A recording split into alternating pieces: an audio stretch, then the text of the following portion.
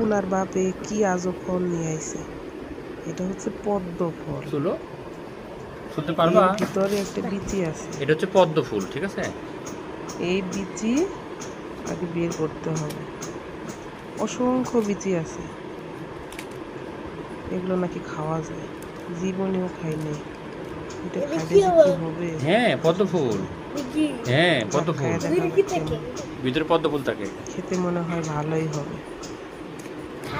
হুম, দাও আমার কাছে, দাও আমি ছেড়ে দিই। কি কই খাইয়া, কিন্তু এটা খাওয়া যাবে না, এর ভিতরেরটা খাইতে হবে। দাঁড়াও, ছিলে দিবে আম্মু। ভিতরে একটা অংশ আছে। আচ্ছা, অনেক শক্ত, ভীষণ শক্ত।